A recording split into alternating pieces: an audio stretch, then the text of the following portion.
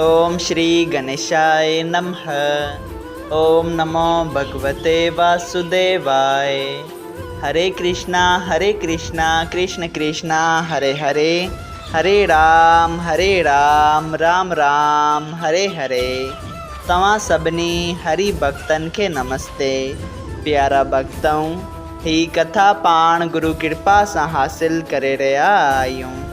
श्री गणपति सरस्वती जो दरे ध्यान करिया थो मां भागवत महापुराण जो बयान, जैमें व्यासदेव ऐं श्री सुखदेव जी कयो आहे श्री कृष्ण लीला जो गुणगान। सबई चओ जय भागवतम महापुराण।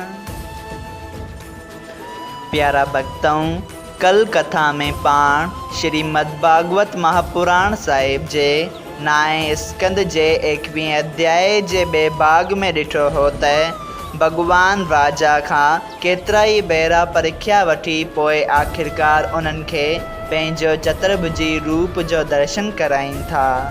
तंहिं बाद श्री सुखदेव जी महाराज राजा परीक्षित खे उन्हनि जे वंश जी कथा ॿुधाइनि था ऐं ॿुधाइनि था त राजा शांतनु जेको भारद्वाज जे वंश में हो, तंहिं खे शिकार करण वक़्तु जंगल में कृपा नाले छोकिरो ऐं कृपी नाले छोकिरी मिलियसि, जंहिंखे हू औलाद वांगुरु पंहिंजे घर वठी आयो हो। सभई चयो जय श्री कृष्णा।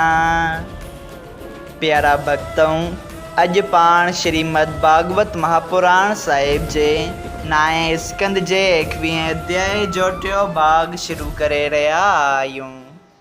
श्री सुखदेव जी महाराज ॿुधाइनि था त हे राजा परीक्षित, राजा शांतनुअ जे हथ में इहो गुण हो त जंहिं जे मथे ते हू पंहिंजो हथ रखे सो बीमारीअ खां छुटी वञे। तंहिं करे जेको बीमार उन वटि वियो थे सो चङो भलो थी थे मोटियो। उन ही करे दुनिया में उन जो वॾो जस प्रगट थियो। राजा शांतनु सभु कंहिं जे सुख ॾियण वारो हो। हिकिड़े दफ़े उन जे राज में बरसात न थे पई, जंहिं करे प्रजा बिना अनाज जे दुखी थियण लॻी।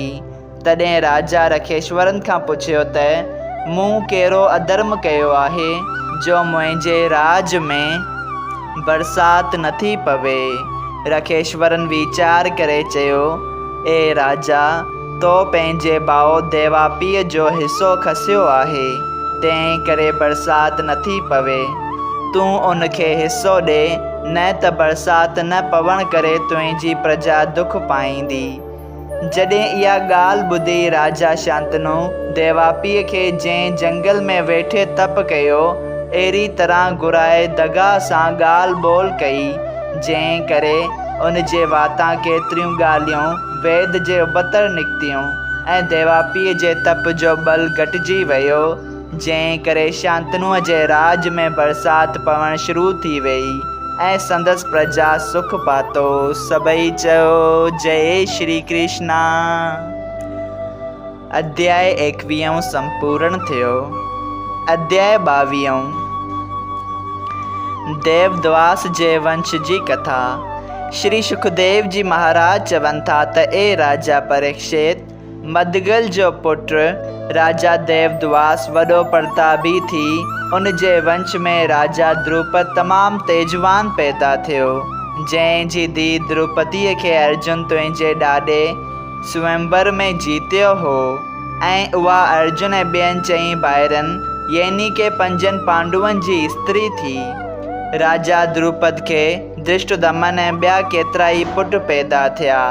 उन धृष्टद्युम्न महाभारत में द्रोणाचार्य जो सर वढियो हो ऐं अजमेद जे वंश में बरहूरथ नाले वॾो प्रतापी राजा थियो।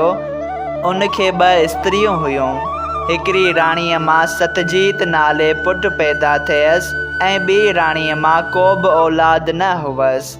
तंहिं करे राजा महापुरुषनि जी शेवा कंदो हो।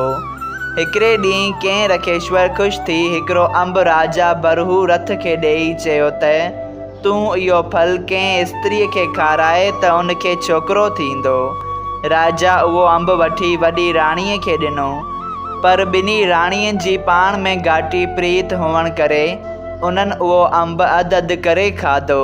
सो राजा मां ॿिन्ही स्त्रियुनि खे गर्भ थियो ऐं 10 महीने उन्हनि जे पेट मां अधु छोकिरो अहिड़ी तरह पैदा थियो जहिड़ी तरह को आदमी कंहिं बीठे आदमीअ खे सीधे अध में चीरे।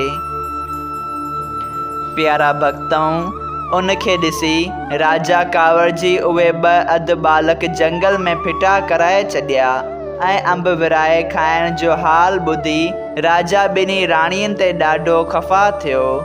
जिते उहे 2 टुकर राजा उछलाया हुआ उते हरी इच्छा सां जरा नाले राक्षसणी वञी पहुती ऐं उन पंहिंजी माया सां ॿिन्ही टुकरनि खे गॾियो त उहो छोकिरो परमेश्वर जी इच्छा सां जीअरो थी उथियो, जंहिंखे भीमसेन श्री कृष्ण जी कृपा सां 2 टंगूं चीरे मारियो ऐं जरासंध खे सहदेव नाले पुटु ॼाओ, जंहिंजे वंश में देवापी नाले राजा वॾो प्रतापी ऐं धर्मात्मा राजा थियो, जो राज सिंघासन छॾे पंहिंजो मन अलॻि करे उत्तराखंड में वञी तप करे रहियो आहे। कलयुग जे अंत में चंद्रवंशी कुल खे वरी पैदा कंदो। हाणे राजा शांतनुअ जे वंश जी कथा जंहिंजे कुल में तूं पैदा थियो आहीं वर्णन करियां थो सा ॿुध। श्री सुखदेव जी चवनि था, राजा शांतनु जी स्त्रीअ मां सल पैदा थी ऐं उन जे वंश में राजा देवदास कौरव पैदा थियो। उहो अहिड़ो प्रतापी थियो जंहिंजे नाले कुरुक्षेत्र तीर्थ प्रगट थियो ऐं राजा देवदास खे पूर्व जन्म जे संस्कार सां कौर थी पियो हो। सभई चयो जय श्री कृष्णा। श्रीमद्भागवत महापुराण साहिब जे 9 स्कंद जे 22 अध्याय जो पहिरियों भाग संपूर्ण थियो। अगरि तव्हां सभिनी हरि भक्तनि खे हिन कथा मां लाभ हासिल थियो हुजे त कृपया हिन कथा खे ॿियनि हरि भक्तनि सां शेयर कजो त उन्हनि जो बि भलो थिए ऐं तव्हांजो बि भलो थिए। सभई चयो जय सिया राम, राधे राधे।